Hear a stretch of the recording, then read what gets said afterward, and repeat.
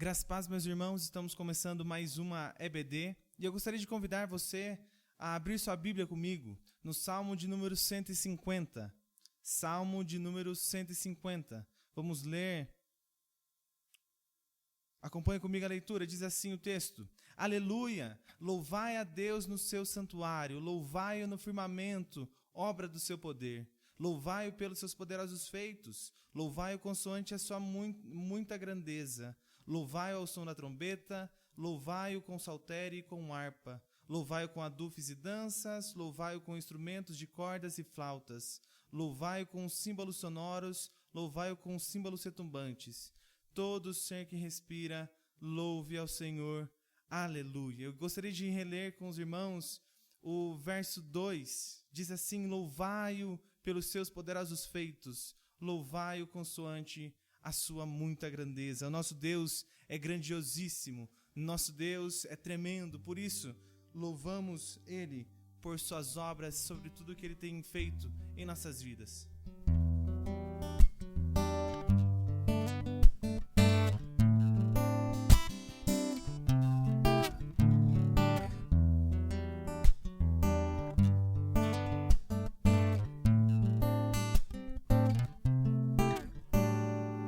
Ele é exaltado, Rei exaltado nos céus. Eu louvarei, Ele é exaltado, para sempre exaltado seu nome. Louvarei.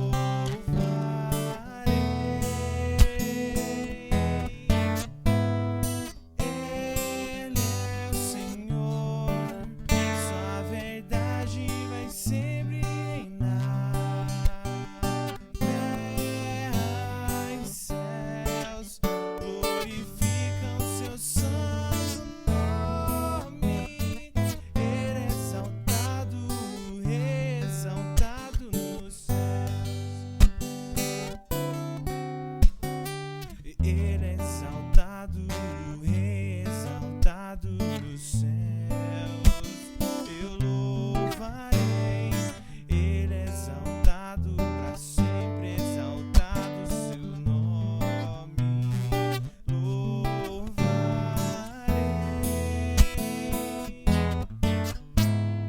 Ele é o Senhor, sua verdade vai sempre reinar. Terra e céus glorificam seu santo nome. Ele é exaltado, Rei exaltado nos céus. Ele é exaltado, Rei exaltado nos céus.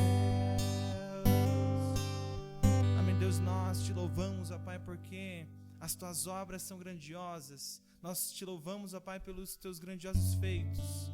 E pedimos a Deus para que o teu Santo Espírito nos ensine mais uma vez nessa oportunidade, ó Deus. Nós pedimos para que o Senhor fale a nós, ó Deus. Nós pedimos para que nós sejamos ensinados por Ti, ó Pai. Nós oramos louvando, ó Pai, e pedindo que o Senhor nos ensine mais uma vez, em nome de Jesus. Amém. Amém. Nessa oportunidade, quem estará trazendo o estudo é o presbítero Elcio. Então ele tem a palavra e tem agora o momento para trazer a palavra de Deus. Bom dia, amados irmãos, que a graça e a paz do nosso Senhor Jesus Cristo seja com todos nós. Meu nome é Elcio Pacheco e estaremos aprendendo juntos hoje um pouco mais a respeito da palavra do Senhor. Quero agradecer a Deus pela oportunidade ímpar de estarmos aqui hoje compartilhando e ao pastor Judásio também por nos conceder tal oportunidade. A minha oração esses dias tem sido em favor desse momento. Nós aproveitemos bem esse tempo, que seja um tempo de edificação, um tempo de aprendizado, um tempo em que eu aprenda e o que os irmãos também possam aprender. E essa foi a tônica das minhas orações nesses dias em favor deste momento. E gostaria de convidá-los para que nós orássemos novamente, pedindo a intercessão, pedindo a unção do Espírito do Senhor para que a gente possa trazer uma palavra que venha edificar, que venha fortalecer cada um de nós. Oremos. Senhor nosso Deus, nós te louvamos por esse momento e queremos dizer que o aprendizado só é possível se o Senhor nos ensinar, se o Teu Espírito nos ensinar, se o Senhor nos permitir enxergar, Pai. E que o Senhor possa abrir os nossos entendimentos, os nossos corações para compreender, porque sem o Seu agir, não é possível que a gente aprenda as coisas espirituais. Então nós nos submetemos agora à Tua vontade, à Tua direção, para que nós possamos juntos aprender um pouco mais do Senhor e que essa palavra seja firmada em nossos corações de cada um que venha ouvi-la, para que venha nos transformar, venha nos fortalecer. É o nosso pedido, meu Pai, em nome de Jesus. Amém. Queridos, é a Escola Bíblica Dominical da Igreja Bom Pastor. O tema hoje é um tema bastante interessante e necessário. O termo é um pouco assustador, né? A Igreja em Campo de Guerra, parte 1. Se não bastasse, nós vamos ter duas partes, né? Haja visto que o tema é realmente complexo, é realmente necessário, e nós contamos com a ajuda de Deus hoje e com os estudos e intercessão dos irmãos durante a semana que vem, novamente nós estaremos juntos para a conclusão desse estudo. Nós usaremos como texto base a leitura de Efésios, capítulo 6, versículos de 10 a 20, e também Êxodo, dos capítulos 7 ao capítulo 14. Todavia, Êxodo nós não o leremos, porque se trata da saída do povo de Israel do Egito, e é algo que todos nós que já estamos caminhando há algum tempo na fé, conhecemos essa história já de cor e salteado, né? Não haverá nenhum problema, mas mencionaremos alguns textos a respeito. Todavia, vamos ler Efésios 6, de versículos de 10 a 20. Diz assim: quanto ao mais, sede fortalecidos no Senhor e na força do seu poder. Revesti-vos de toda a armadura de Deus para poderdes ficar firmes contra as ciladas do diabo. Porque a nossa luta não é contra o sangue e a carne, e sim contra os principados e potestades, contra os dominadores deste mundo tenebroso, contra as forças espirituais do mal nas regiões celestes. Portanto, tomai toda a armadura de Deus para que possais resistir no dia mau, e depois de terdes vencido tudo, permanecer inabaláveis. Estai, pois, firmes, cingindo-vos com a verdade e vestindo-vos com a couraça da justiça. Calçai os pés com a preparação do evangelho da paz, embraçando sempre o escudo da fé, com o qual podereis apagar todos os dardos inflamados do maligno. Tomai também o capacete da salvação e a espada do Espírito, que é a palavra de Deus, com toda oração e súplica, orando em todo o tempo no Espírito, e para isto vigiando com toda perseverança e súplica por todos os santos, e também por mim, para que me seja dada no abrir da minha boca a palavra, para com intrepidez fazer conhecido o mistério do Evangelho, pelo qual sou embaixador em cadeias, para que em Cristo eu seja ousado falar como me cumpre fazer. O que veremos nessa primeira parte do estudo? A igreja em campo de guerra. Nós faremos algumas considerações gerais a respeito da questão da batalha espiritual. Nós verificaremos também quem é o nosso inimigo nessa guerra. Aprenderemos também quem não é inimigo, porque também é muito importante saber isso. Nós veremos os perigos de nós subestimarmos este inimigo ou superestimar. Veremos algumas alguns exemplos bíblicos, né, de batalha espiritual em que nós nitidamente veremos essas duas dimensões, né, andando juntas. Veremos quais são as estratégias, ou algumas delas, porque são muitas, mas nós trataremos de algumas que são bastante usadas, né, usando o texto lá de Êxodo. E falaremos um pouco sobre a pressão do dia a dia, das lutas, das aflições, das nossas dificuldades, porque, como diz o apóstolo Paulo, existe o dia mau, né? Existe um dia que ele é mais difícil do que os demais. E, como introdução, eu gostaria de ler um pequeno texto que escrevi, achando pertinente para esse tema. Diz assim: a igreja em campo de guerra. Esse tema deve parecer assustador para alguns. Nós que deveríamos ser da paz falando em guerra? Mas a guerra espiritual existe e é tão real quanto o nosso mundo material. Nós vivemos entre mundos. Há uma dimensão material, visível, palpável. Podemos ver, podemos tocar, podemos sentir os cheiros. E há também... E dessa dimensão nós não duvidamos que ela seja real. Afinal, os nossos sensores a identificam muito bem. Todavia, há uma outra dimensão diferente da nossa, na qual esses nossos órgãos sensoriais não detectam, exceto em algumas situações. Os habitantes dessa outra dimensão também têm estrutura e características diferentes da nossa. Enquanto nós estamos presos no espaço-tempo, esses seres não possuem tais limitações. Todavia, é inegável que, vez por outra, aconteça algumas situações e essas realidades se misturam. A batalha espiritual, ela é real. Viver como se isso fosse fruto de nossa mente criativa é elaborar em grande erro. Não há neutros nessa guerra. Colossenses 1,3, Paulo nos diz o seguinte, que Jesus nos tirou do império das trevas e nos transportou para o reino do Filho do seu amor. Portanto, há um império das trevas. A palavra de Deus afirma isso, e não só nessa passagem, mas também em outras. E ignorar essa realidade da guerra espiritual é fazer com que nós sejamos presa fácil contra um inimigo disposto a roubar, a matar e a destruir.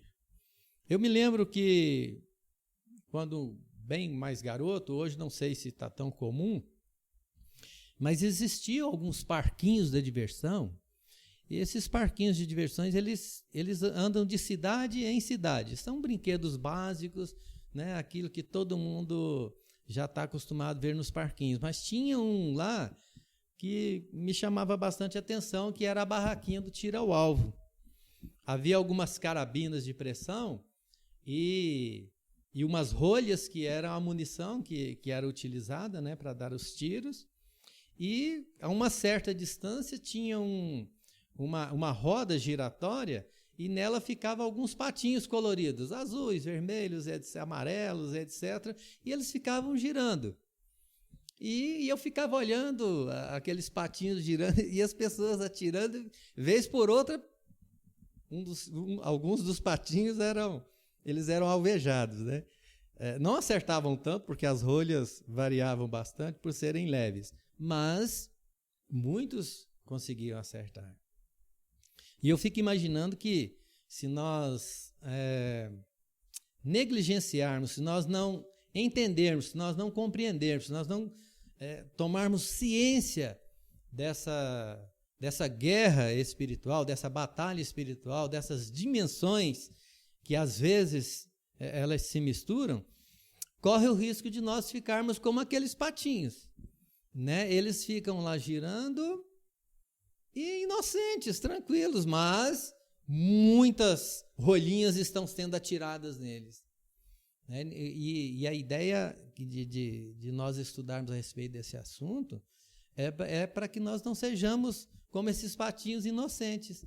E num momento desse a gente pode ser alvejado pelo inimigo, né? E não vai ser só uma rolinha. Esse inimigo nosso, ele é feroz, ele mata, ele rouba, ele destrói. eu fico lembrando lá de Gênesis 3, quando Eva estava sendo tentada a desobedecer, né? A serpente conversando com ela, aí a gente já vê uma situação diferente, não é muito natural. Eu imagino que Eva deveria ter dito assim: Adão, dá uma chegadinha aqui, ó, tem uma serpente conversando comigo aqui, isso aqui tá errado, e ela está dizendo coisas que o Senhor disse para nós não fazermos, né? Mas desavisadamente, não presta atenção que era uma serpente conversando. Desavisadamente, ela dá ouvidos às sugestões, à tentação de desobedecer aquilo que o Senhor disse. E o diabo é calculista, é frio. Ele sabe colocar as palavras da forma correta para enganar, porque ele é enganador, esse é um dos seus nomes, né? Então ele diz: é assim que Deus disse, né? Não podereis comer de nenhum fruto da árvore do jardim. Ela não, Deus disse assim, assim, assim, mas ela olhou para a árvore, se sentiu tentada e ele ofereceu a ela aquilo que o havia feito cair, né? Que é a tentação de ser igual a Deus. E ela comeu e também deu desse fruto a Adão. Me lembro também de um outro episódio de Eliseu e seu moço, o seu aprendiz de profeta. Eles estavam em Dotã, os sírios estavam fazendo guerra contra Israel, e Eliseu, por revelação, contava para os israelitas onde o exército sírio estaria. E o rei da Síria ficou perplexo com isso, procurando ali alguém que o estivesse traindo, e disseram: não, é Eliseu, o profeta, que vem dizendo onde os nossos exércitos estão, para onde nós vamos. E ele juntou uma força muito forte de carros e cavalos e homens de guerra para ir até Eliseu. E eles chegam em Dotã, né? O dia amanhece e o moço de Eliseu levanta e vê aquele exército lá fora, e ele fica apavorado e volta para falar com Eliseu e diz: Senhor, há um exército aí fora.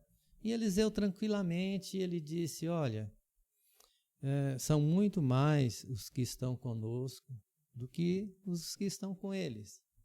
E ora e pede a Deus para abrir os olhos do seu servo, e ele consegue enxergar as carruagens de fogo e todo aquele aparato celestial que estava ali para proteção e, se necessário, para a luta, né?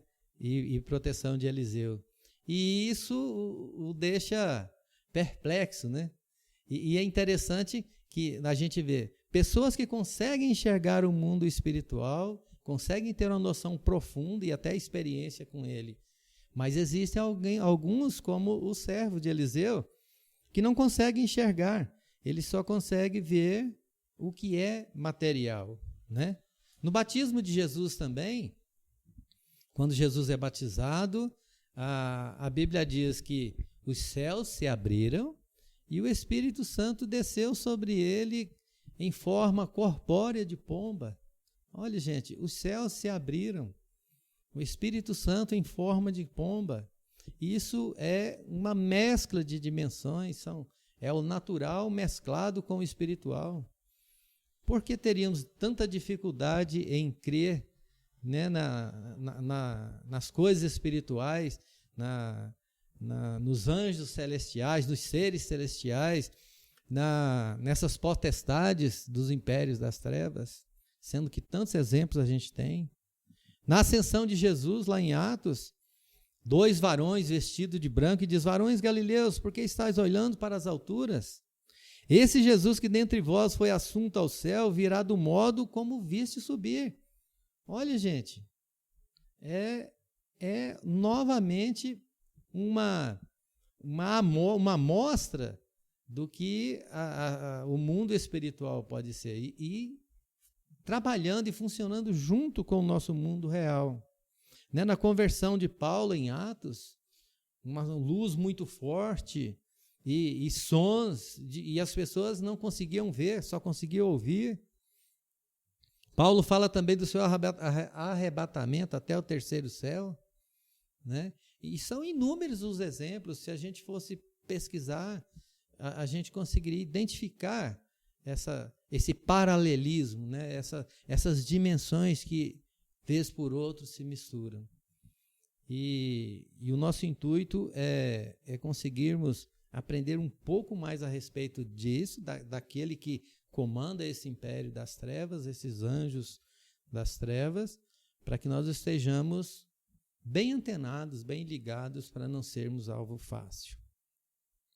Nós vamos, antes de identificar o inimigo, que eu imagino que vocês já o conheçam, nós vamos identificar quem não é nosso inimigo.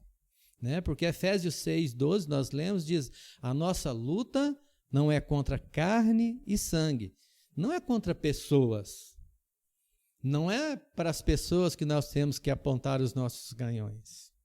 Né? Nós não precisamos fazer luta contra as pessoas. Não é o nosso pai, o nosso adversário, o nosso inimigo, não é nossa mãe, não é nossa esposa, maridos, filhos, não são nossos vizinhos, não é o nosso chefe, não é nem a nossa sogra, né? Não são nossos inimigos. E vez por outras nós nos machucamos, nós alvejamos pessoas, imaginando que são inimigos, mas eles não são, assim a palavra nos ensina. Não é? Olha o exemplo, Eliseu, quando teve a oportunidade de ser cercado lá em Dotã, ele pede a Deus que cegue os olhos deles e leva o exército lá para Samaria, e quando eles abrem os olhos, estão dentro da cidade de Israel, do povo que poderia feri-los e matá-los, mas eles os alimentam, né? Eles os despedem em paz.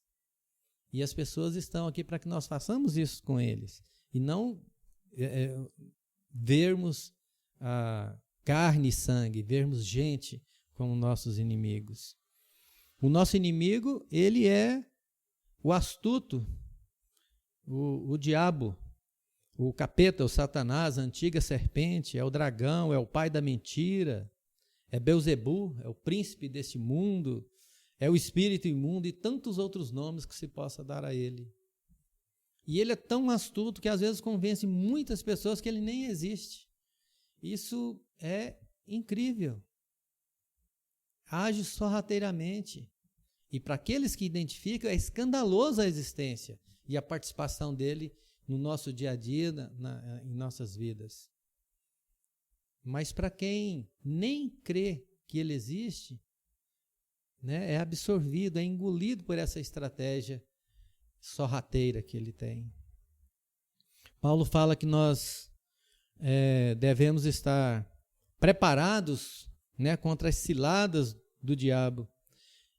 Meus queridos irmãos, quem arma ciladas, ele pensa, ele observa, ele faz planos, ele cria situações. Ele é um ser inteligente e com uma inteligência maléfica.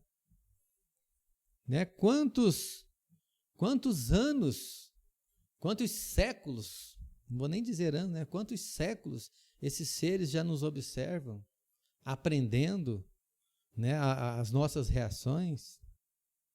Consegue saber o que pensamos? Respondendo diretamente, não consegue saber, porque ele não tem a onisciência do Senhor nosso Deus. Não é onisciente, né? O Salmo 139:4 diz assim: ainda a palavra não me chegou à língua e tu, Senhor, a conheces toda. Então Deus é o único que nos sonda e que sabe exatamente o que estamos pensando. Mas nós não podemos subestimar esse inimigo. São séculos de observação da raça humana. Nós não podemos nos enganar porque ele é doutor em gente, é um fera psicanalista, psicólogo, conhece muito de reações humanas. Então não precisa nem ele ler os nossos pensamentos, ter essa capacidade. Porque ao nos olhar, ao observar o nosso comportamento, a ver na direção que estão os nossos olhos, a ver os nossos desejos, ele trabalha em cima disso. Não podemos dar esse vacilo, deixar essa guarda baixa com ele, porque ele sabe muito de gente. E isso é preocupante. Ele teve a ousadia de tentar o próprio Cristo, mesmo sabendo que é uma batalha já vencida por Jesus, mesmo sabendo que é derrotado, ele tem conhecimento de quem é Deus, mas é ousado. E se ele teve essa coragem com o nosso Senhor, imagine nós pequenos, né, como seria. Ele trabalha em cima daquilo que mais nos deixaria propensos a cair. Como Jesus estava 40 dias no deserto e ele estava com fome, o que ele poderia oferecer? Transforme essas pedras em pães. É trabalhando em cima do nosso desejo, trabalhando em cima da nossa necessidade, né? Isso nós precisamos ficar bastante ligados. Então, precisamos estar ligados e verificar também os perigos se temos os perigos de subestimar, também há o risco de superestimar. Se nós superestimamos esse inimigo, vai nos deixar intimidados. O que nós precisamos saber é que ele não está com essa bola toda, não é a última bolacha do pacote. Entre ele e nós, há um Deus poderoso, né? 1 Coríntios diz que Deus não permitirá que nós sejamos tentados além das nossas forças. Então, superestimar a força desse inimigo pode fazer com que a gente fique intimidado. E é só uma questão de cuidado, o subestimar ou superestimar. Porque se nós formos compará-lo com o nosso Senhor, com o nosso Deus, ele é infinitamente, praticamente não existe, é um pontinho, é um nada. Mas nas lutas, no fronte ali, somos nós que estamos ali em luta, né? Deus faz as coisas nos usando, cria situações nas quais nós participamos e para nós é um inimigo forte, é um inimigo voraz. Por isso Paulo diz que a gente deve se revestir, né, de Deus e da força do seu poder, porque assim nós teríamos condições de entrar nessa guerra e sairmos vencedores, né? O diabo, ele precisa da permissão de Deus para tocar em seus filhos. Eu fico bastante despreocupado. Eu sou consciente do poder que ele tem, mas eu fico despreocupado. E também despreocupado deveria ter sido Jó, não é? E olha só, Deus diz: viste lá na terra o meu servo Jó, homem temente a Deus, homem reto. E muitos anos eu fiquei pensando, poxa, mas o próprio Deus diz que Jó era reto, era temente, né? E permitiu que ele passasse por tudo isso. Mas olha só, Jó participou diretamente nesse episódio, né? Perdeu sua saúde, perdeu seus filhos, perdeu seus bens, mas ele não atribuiu nenhum mal a Deus por isso. E lá no capítulo 42, a gente vê Jó dizendo: eu te conhecia de ouvir falar, mas agora os meus olhos te veem. Glória a Deus por isso, né? Porque eu acredito, não dá para entrevistá-lo, mas se a gente fosse perguntar para Jó, e aí? Você preferia ter continuado sendo aquele homem íntegro, reto e temente a Deus, ou passar por esse processo e depois não só conhecer Deus de ouvir falar, mas dos seus olhos o verem? Eu acredito que ele optaria por passar por todo esse processo. Então, nem sempre essas lutas nas quais Deus nos permite passar, elas vêm para nos fazer sofrer, elas vêm para nos fazer crescer. É isso que a gente precisa enxergar, né? A Deus nós devemos temer, não vamos superestimar esse inimigo. Dele nós não devemos temer, nós devemos temer a Deus, mas ao inimigo nós devemos resistir. A Bíblia nos ensina que nós devemos resistir ao diabo e ele fugirá de nós. Vamos ver algumas das estratégias desse inimigo, baseado lá na situação de Êxodo de 7 a 14, quando Deus chama Moisés e o envia até Faraó para que ele tire o povo de Israel da escravidão do Egito. Isso já estava predito desde lá de Abraão, quando Deus fez a promessa a Abraão, ele disse, mas fique sabendo que a sua descendência será escrava por 400 anos, mas eu julgarei a nação que os escravizar. E Deus estava aí 400 anos depois levantando Moisés para cumprir a sua palavra. Nós sabemos que Egito é simbólica e biblicamente uma forma de dizermos mundo, de dizermos treva, de remetermos a pecado, a idolatria que era reinante lá. Então, e Faraó, naturalmente, sendo o imperador desse mundo, ele é um tipo de diabo, biblicamente falando, né? Então, iria acontecer com Israel o mesmo que aconteceu conosco. Assim como Deus tira o povo de Israel do Egito, da terra do pecado, da escravidão, da idolatria, da submissão a um outro imperador, a um outro Deus, assim aconteceu conosco, quando Paulo diz que ele nos tirou do império das trevas e nos trouxe para o reino do Filho do seu amor. Os processos são bem semelhantes. A gente vê a astúcia do inimigo através de Faraó, quando Moisés, já depois lá da quarta praga, o Egito havia sido já bastante castigado, mas mesmo assim, Faraó de coração duro não deixava o povo ir. E Faraó propõe a Moisés que ofereça sacrifícios ao Senhor em sua própria terra. Depois de ter sido pressionado, depois de as pragas os terem atingido, ele diz, não, faz o seguinte, vocês podem oferecer sacrifício ao seu Deus, ao seu Senhor, mas vamos fazê-lo aqui mesmo na terra do Egito. O quanto isso é parecido com os nossos dias. É a mesma estratégia, a servir a Deus, adorar a Deus, sem arredar o pé do Egito, sem tirar o pé do mundo, sem abandonar de vez o pecado, estando em mesma terra, quer fazer as duas coisas ao mesmo tempo. E a história continua desenrolando e pragas vêm novamente, e lá para Êxodo 8, Faraó propõe que o povo não vá muito longe. Eles já haviam sofrido bastante com as pragas, e ele diz, não, eu vou deixar ir o povo, mas não vão muito longe, A gente vê muitos crentes vivendo assim.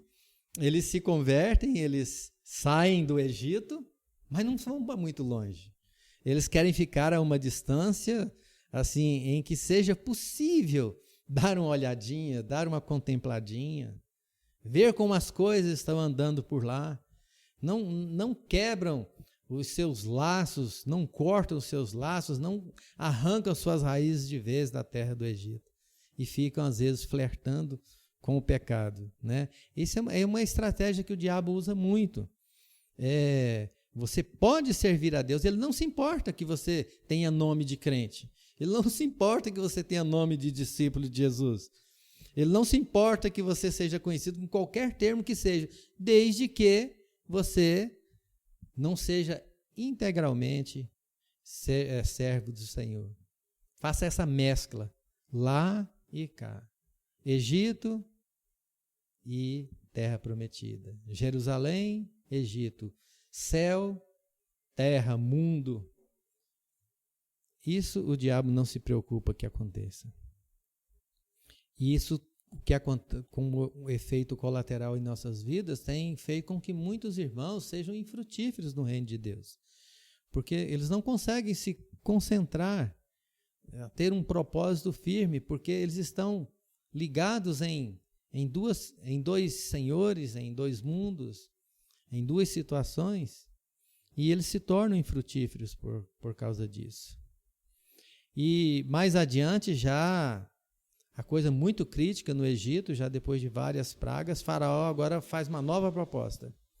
Moisés, você vá, mas não leve suas crianças, não leve os seus jovenzinhos.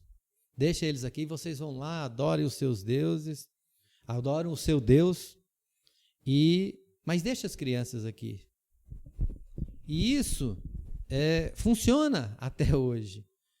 Qualquer um de nós que dermos uma lida na sociedade em nossos dias, nós verificamos que muitos adultos que já têm a sua salvação, que já têm a sua conversão, que já são servos de Deus, mas eles não têm o devido cuidado com as crianças.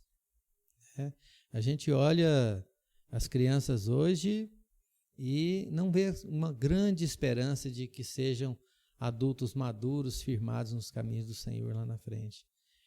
Por quê? Porque o inimigo investe a longo prazo, ele investe por gerações. Ele viu que aqueles adultos eles já estavam decididos e determinados a saírem, então ele resolve atentar contra a família, contra a estrutura familiar, querendo deixar as crianças lá em formação, porque assim ele poderia, em uma ou duas gerações, refazer o seu exército. Isso nós devemos estar bastante atentos. O nosso país está sendo alvo dessa estratégia. É desesperador olhar os adolescentes e os jovens de hoje. Eles não têm muita noção de autoridade, eles não têm noção do certo e errado, os limites são alargados demais. Eu ouço muito uma expressão entre eles, o nada a ver. Não pega, nada vai acontecer. E essas ideias têm disseminado e têm destruído a nossa juventude. Então nós precisamos sair do Egito e precisamos levar nossas crianças também. Esses costumes, esses maus costumes, eles foram tão marcantes na vida dos israelitas que quando eles saíram de Israel, do Egito, eles eram 600 mil homens.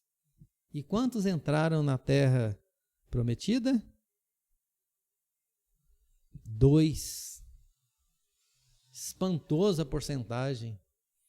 Os outros caíram no deserto, 40 anos no deserto, até que aquela geração se foi e Deus só permite que 2 homens entrem na terra prometida. Para vocês verem a gravidade, o quanto esses maus costumes eles são fortes, o quanto essa estratégia demoníaca é forte. E aí Moisés diz lá em Êxodo 10, 26, olha, nem uma unha ficará no Egito, nem os bens, nem as crianças, nada, vamos levar tudo e todos, nenhuma unha. Essa foi a expressão que Moisés usou.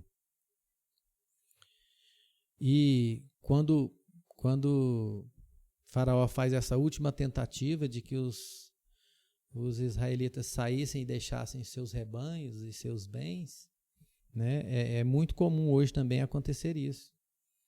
Nós queremos sair do Egito para servir a Deus, mas os nossos bens estão fora. A nossa relação com Deus, ela se limita ao que se é muito propagado hoje com a doutrina da prosperidade. Há um Deus que vai nos servir, E nós não podemos nos esquecer, como disse Davi, que tudo pertence a Deus. E ele diz assim, é da tua mão que nós te damos. Então, os nossos bens, quando nós saímos do Egito, quando nós saímos do império das trevas, os nossos bens também devem nos acompanhar, porque devemos honrar a Deus também com eles, porque tudo vem de Deus. E o Salmo 24:1 diz assim, ao Senhor pertence a terra, tudo o que nela se contém e o mundo que nela habita. O apóstolo Paulo também fala sobre o dia mau, sobre a pressão, sobre as lutas, sobre as aflições. Jesus disse: no mundo tereis aflições. Então, qualquer pessoa em sã consciência que tenha observado um pouquinho sabe que a vida é dura, a vida é difícil, há momentos de aflição, acontece ter dias maus, aqueles dias que parecem ser mais difíceis do que os demais. É uma luta constante, é uma batalha sem tréguas, né? Por isso que ele nos aconselha a tomar a armadura de Deus para que possamos resistir no dia mau. Dias maus virão, com certeza. Certamente todos nós já passamos por alguns deles. Tem aqueles em que parece que tudo está conspirando contra, né? E se você, depois de passar da situação, faz uma análise assim mais pormenorizada, você vê que foi cilada, foi algo bem planejado, bem trabalhado, às vezes por anos, né? Preparando aquela estratégia. O inimigo ele é terrível e ele não tem pressa. Ele faz coisas que levam anos para se concretizar, até a gente ver a hora que ele dá o golpe fatal.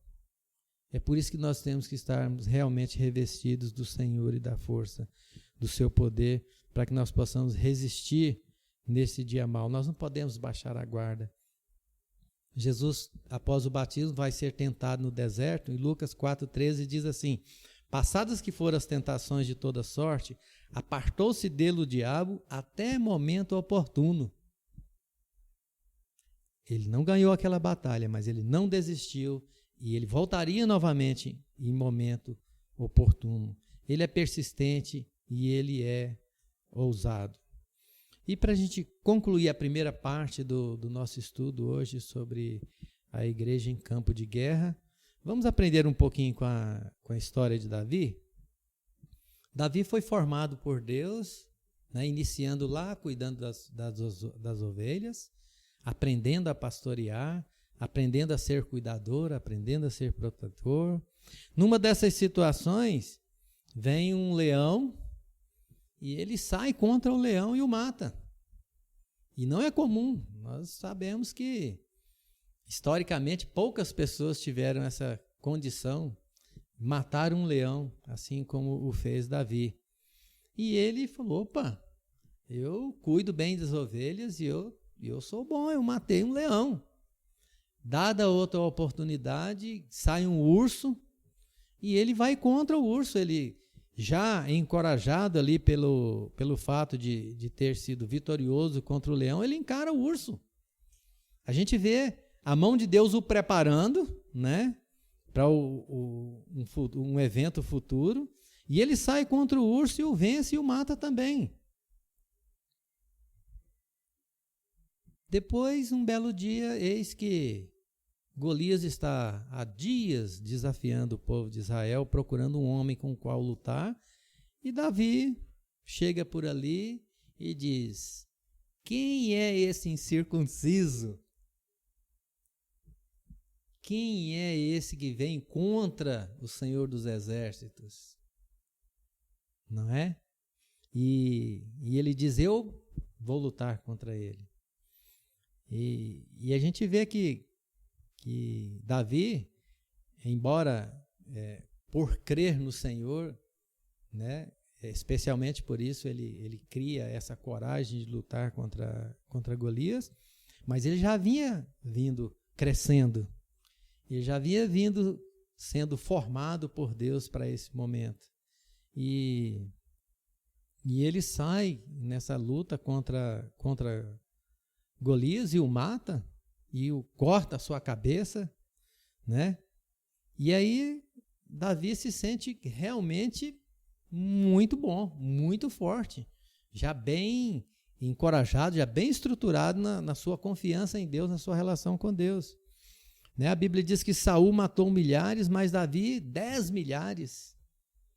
Então foram grandes feitos. Olha quantos anos se passou para que esses eventos fossem se sucedendo. E o inimigo assistiu tudo isso. né? É uma pena que Davi, depois de tudo isso, ele não permaneceu, como Paulo disse, inabalável, não permaneceu vigilante, não permaneceu firme nesse propósito. E então, num belo dia, eis que Davi, passeando pelo palácio, encontra Batseba nua na piscina, né? Cai em pecado de adultério, comete assassinato com o marido dela, que era capitão do seu exército. Terrível isso. Olha só, um homem que vinha sendo preparado por Deus, que tantas vitórias significativas teve, num dado momento de descuido, o inimigo já planejando, já observando e dizendo: onde eu posso fazer com que ele caia? E certamente essa questão da Batseba nua na piscina era algo que realmente o atraía, tanto que o atraiu. O diabo não estava errado nessa questão, infelizmente.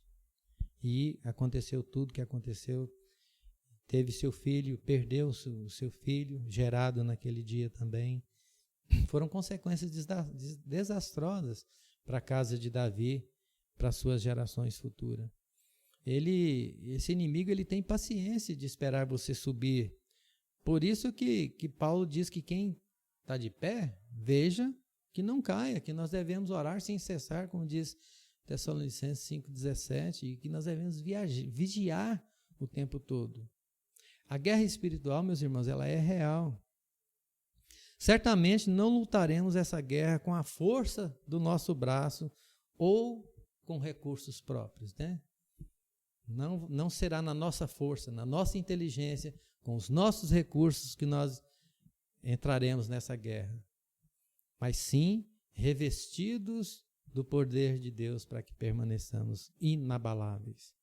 E no próximo domingo, dia 23, falaremos especificamente sobre o Efésios 6 e sobre a armadura de Deus, as armas que nós precisamos tomar para que nós possamos vencer a cada uma dessas batalhas.